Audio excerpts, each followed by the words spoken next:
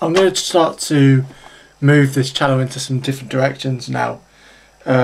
Just for the time being, I'm going to shift the focus off movies for a second, because I want this channel to be a bit more of a multimedia type channel where I review different things that aren't just movies. I want to review TV shows, I want to review and talk about video games, because video games are a big passion of mine.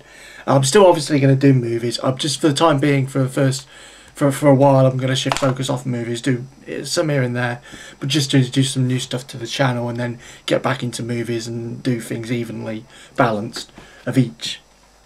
So don't worry, I'm still doing movies, it's just I want to shift the focus a little bit, make it a bit more, cast the net wider. So with that in mind, I want to do a quick short review of Split Second Velocity on the Xbox 360, developed by Havok, BlackRock and Disney. Basically, this is a racing game where you trigger events, like you trigger buildings crashing and planes crashing and buildings falling down, planes crashing and all various chaos. And obviously the aim of the game is to win and avoid the situations and survive, basically. And this provides a really fun gaming experience on the face of it. Now, there are some issues, but I'll go into those later. The good points: the music is great. The action, when it's good and when you're in the thick of it, is really, really fun, and really adds a lot of vibrance and change to a tired genre, which is really good. The cars look good. The visuals look really nice. The triggers themselves, on the whole, some of them are a bit naff, but most of them are pretty nice looking and effective. Right, the bad points. Oh no, sorry, one more. There's quite good game modes. There's survival, I think it's called, or an elimination, where basically the person in last place gets eliminated every like 20 seconds. So you just got to keep pushing forward and keep surviving until you end up number one, which is really fun. One of the best game modes on the game, I think.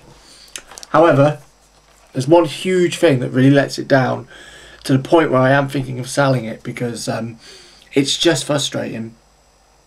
Basically, to get these triggers, to get these buildings to blow up and various situations to happen in the environment, you have to use drift to gather up points or like momentum, so then you get 3 different triggers. So you collect each one and then the other, and then you can use them. The thing is the other players are so good and they're so fast, they're always really close to you, right? So say if you were to use the drift, then to get a weapon, you're basically not getting that weapon to shoot at the person that was ahead of you when you got the drift. What you've got to accept is, by the time you've done the drift, which can bring the car to a complete stop at some points, you're basically using it just to get back the places you lost for trying to get the weapons. So basically, it's like, you know, 1 step forward, 2 steps back kind of thing. So therefore you're never really advancing, because a lot of the time the best thing to do is rely on pure speed, because the drift situation can sometimes mess you up and you end up back where you were. Also, when you die and when you crash, because the other players are so fast, the respawn is so unforgiving. You can be in like 1st, and then when you respawn you're in 5th or 6th, which is a little much. But basically that's my main issue with it, and it's one of those issues that debilitates the game and makes it almost impossible to play.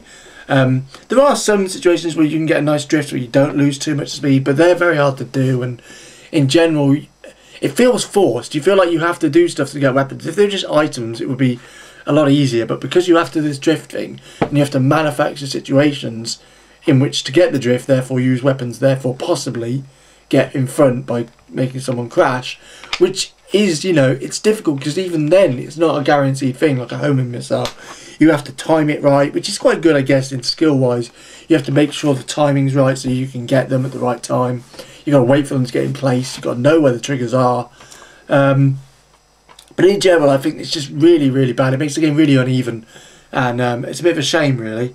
What would be a great game on the surface and has a lot going for it is very nearly ruined by really bad mechanics for getting the weapons. So yeah, that's my short review. Please let me know what you thought of the game, whether you think I'm completely wrong or you agree or whatever.